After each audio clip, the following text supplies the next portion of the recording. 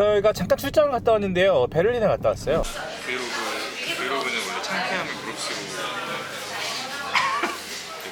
근데 베를린에서 남자 둘이 앞에서 나란히 앉아서 담배까지는 하고 싶지 않아. 한국말 들어오기 싫어. 베를린에서 남자 둘이서 나란히 앉아서 제가 왜 갔다 왔는지 지금 제가 말씀을 드릴 수가 없어요. 그게 좀 애석하긴 한데 곧 알게 되실 겁니다. 다음 주 정도면 알게 되실 것 같은데 그건 제가 그때 가서 좀 더 말씀을 드릴 수 있도록 하고요. 오늘은 일단 아반떼 페이스리프트 소식을 전해드릴 거예요. 요즘에 현대가 약간 파죽지세로 달리고 있는 것 같습니다. 아반떼가 페이스리프트를 발표를 했는데 사실 뭐 3년 만에 페이스리프트 오케이. 중요한 건 어떻게 했느냐일 겁니다. 제가 기대하는 거는 소나타보다는 아반떼였어요. 소나타는 원래 별로 관심이 없던 차였는데 페이스리프트가 잘 돼서 야 이거 괜찮은데? 그런 느낌이었고, 아반떼는 원래 완성도가 되게 높은 차예요. 제가 1.6 자연흡기도 전해드렸고 엔라인도 전해드렸는데요. 아반떼는요, 우성아 무슨 차 사야 돼? 라고 했을 때 아반떼 사! 라고 얘기해도 대부분은 만족할 수 있는 차. SUV를 딱히 원하는 게 아니라면 아반떼는 거의 그냥 정답 같은 차예요.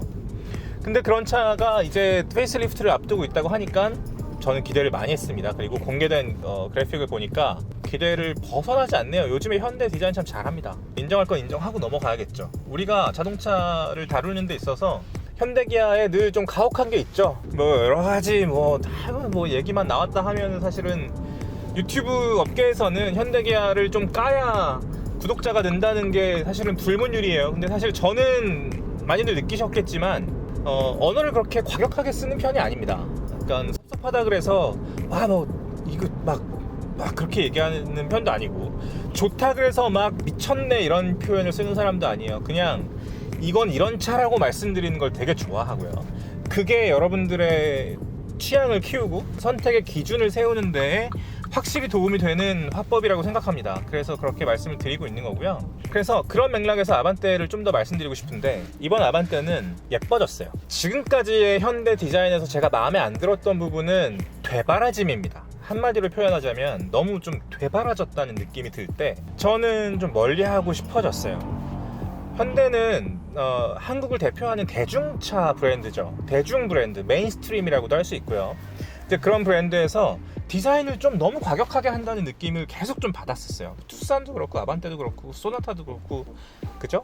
계속 그랬는데 심리스 호라이즌 램프부터 시작한 디자인 언어가 착착착 내려오면서 차분하게 정리가 되는 느낌이에요. 이번 아반떼도 마찬가지입니다. 원래 아반떼는 이 눈끝이 살짝 본인 라인을 파고들면서 훨씬 더 도발적인 느낌이 있었죠. 근데 페이스리프트 된 아반떼는 그렇지 않아요. 램프가 이렇게 이어지면서 요 본인 라인 아래에서 다 정리가 됐고요. 그리고 헤드램프와 헤드램프 사이에 가운데에 빛이 들어오진 않지만 이걸 일렬로 이을 수 있는 단서를 심어놨죠. 요 다음에 풀 체인지가 나가면 분명히 이어질 겁니다. 또 하나, 라디에이터 그릴이 이렇게 하나로 쫙 되는, 원래는 그런 느낌이었잖아요. 근데 지금 나온 거는 그렇지 않죠. 지금 나온 건 역시 이 윗부분과 아랫부분이 잘 정리가 돼서 윗부분은 윗부분에서 끝나고, 아랫부분은 제가 계속해서 말씀드리는 사다리꼴 모양을 하고 있어요. 윗부분 눈빛은 심리스 호라이즌 램프로 헤쳐 모이고요. 그리고 이 아랫부분 라디에이터 그릴과 에어 인테이크 부분의 그래픽들은 사다리꼴로 헤쳐 모이는 거예요. 그래서 윗부분은 심플하게 가고 아랫부분은 무게중심을 아래쪽으로 낮춰주는 그래픽을 선택을 하면서 조금 더 역동적이고 안정적인 느낌을 가져가고 싶어하는 것 같습니다. 그러면서 그 사다리꼴 안에 있는 그래픽들은 좀 화려하죠. 그러니까 N9이 아닌데도 N9의 요소들을 많이 차용을 한 게 느껴지고요. 그 얘기는 좀 더 다이나믹하고 액티브한 느낌을 그냥 아반떼라는 차를 선택하는 순간 갖게 된다는 뜻이에요. 뒷부분도 아반떼의 뒷모습은 사실은 되게 완성되어 있는 상태였습니다.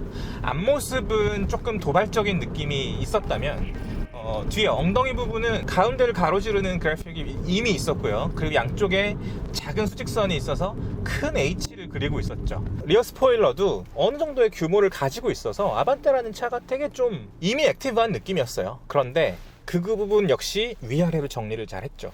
이 아랫부분에 검은색 디테일들이 들어가고요. 그리고 은색으로 윙 타입의 가니쉬가 또 들어갔어요. 뒤에서 봐도 이 차를 조금 달리고 싶은 마음이 드는 차로 만들었다는 뜻입니다. 많이 건들지 않았지만 전체적으로 좀 공격적인 디테일을 가했지만 무게중심을 아래쪽으로 낮추고 되게 좀 안정적인 그래픽을 이번에 새로 선보이게 된 거예요. 페이스리프트라는 건 사실은 이 차를 프레시하게 유지하기 위해서 이 시장에서 원래 풀체인지 기간이 한 7년 정도 되잖아요. 그 사이에 한 번 더 이 차를 리프레시를 하는 거예요.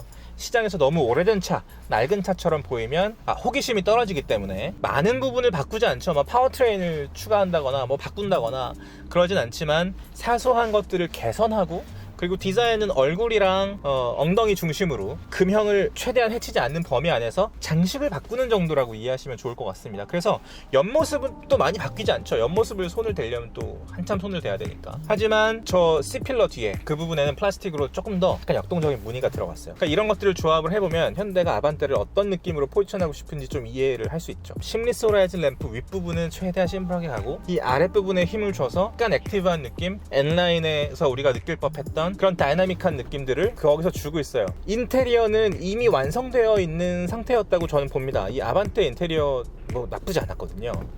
현대차의 인테리어 전 되게 좋아해요. 전세대 그랜저도 저는 별로 안 좋아했었는데 르블랑의 인테리어가 나왔을 때는 야, 이거는 살 수도 있겠다는 생각이 들었었어요. 단정한 언어를 인테리어 팀이 구사를 하고 있거든요. 그래서 이번 아반떼도 마찬가지입니다. 12.3인치 디스플레이가 두 개가 붙어있는 그 담백한 느낌의 넉넉한 느낌으로 이 시야를 확보할 수 있는 그 디스플레이가 적용이 됐고요.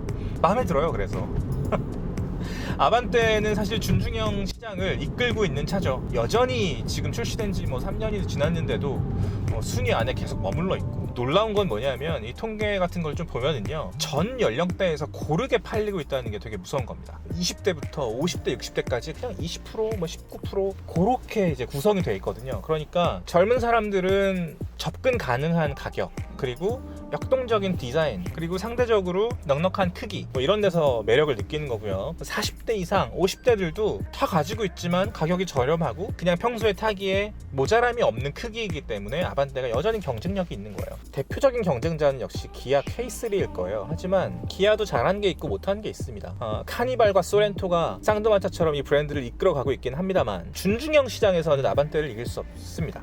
그냥 지금 나와 있는 자동차들의 디자인이나 어떤 인테리어의 언어들만 봐도 좀 그래요. K3는 좀 옛날 차 같은 느낌이 들죠. 이상하게 작은 차 쪽에 오면 힘을 좀 못 쓰는 느낌이에요. K3랑 아반떼만 놓고 봐도 그렇습니다. 소나타가 나는 좀 별로야, 그러면 K5 선택할 수 있죠. 마찬가지로 산타페가 좀 화려해, 그러면은 좀 더 우직한 느낌이 나는 소렌토를 선택할 수도 있습니다. 소렌토는 역시 그 시장의 전통의 강자고요. 그런 여러 가지 맥락이 있습니다만 이상하게 준중형에서는 아반떼를 이길 수 없어요. 지금까지 쌓아온 헤리티지도 있고요. 그리고 공간, 그리고 무엇보다 디자인, 어느 쪽이 더 신선하냐를 생각해보면 확실히 아반떼 쪽이 우세합니다. 그렇기 때문에 이번 페이스리프트가 한 번 더 부스트를 가해줄 것 같은 그런 느낌이 들고요. 그리고 또 기아 자동차가 이상하게 우리가 그런 별명으로 부르잖아요. 과학 3호기, 과학 5호기, 뭐 이런 별명으로 좀 많이 부르고 있는데, 저는 사실은 이런 애칭, 그러니까 제가 그렇게 커뮤니티하고 친한 사람은 아니어서 딱 애칭이 왔을 때 이거 왜 그렇게 부를까 좀 의아했어요. 근데 그걸 이제 인식을 하고 돌아다닐 때 이제 보니까 와, 뒤에서 정말 강변북로나 올림픽대로에서 진짜 와, 이거 왜 이렇게 빨리 오지 싶은 차들이 5할 이상은 과학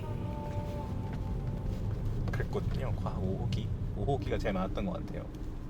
그런 이미지를 생각했을 때 확실히 좀 기아 브랜드 입장에서는 마이너스가 아닌가 그런 생각이 들기도 합니다. 인테리어에는 특이하게 세이지 그린이 적용됐다고 해요. 세이지 그린이라고 하면 약간 풀색 나뭇잎 색깔에 가까운 그런 그린인데요. 조금 더 친환경적인 느낌을 주기 위해서 아무래도 실내 소재도 그렇고 계속 그쪽으로 아무래도 갈 수밖에 없습니다.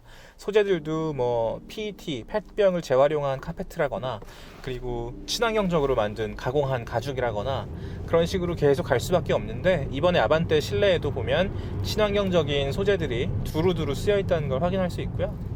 페이스리프트 아마 4월 정도에 출시될 걸로 기대가 되는데, 이 아반떼라는 자동차가 엔지니어링적으로는 어떤 마이너 체인지들이 있을지도 너무 좀 기대가 됩니다. 사실은 아주 사소한 세팅 값이나 아주 사소한 부품들만 바꿔도 이 승차감 자체가 되게 달라지는 경우들 많이 보거든요. 지금 익스테리어와 인테리어의 조화 혹은 이 페이스리프트 된 디자인의 의도가 또렷하고 완성도가 꽤 높기 때문에 어쩔 수 없이 엔지니어링적으로 기대가 된다는 뜻입니다. 아반떼는 중요한 차예요. 현대 입장에서도 중요한 차고, 그리고 자동차를 사는 사람의 입장에서도 참 고마운 모델이기도 합니다. 두루두루 모든 라이프스타일을 만족할 수 있는 그런 안정적인 세단이 넓은 취향을 만족시킬 수 있는 디자인으로 출시가 됐다는 거 기대가 되는 그런 소식이었어요. 갑자기 구름이 많이 끼고 해가 지는 바람에 실내가 좀 많이 어두우셨을 거예요. 근데 이 문을 열면 또 바깥에 소리가 너무 많이 들어오니까 또 그럴 순 없거든요. 이제 지붕을 열어도 부담스럽게 추운 날씨는 좀 지난 것 같아요. 이제 봄이 온 것 같고 지금 차가 막히고 있으니까 달리면서도 좀 지붕을 열어봅니다.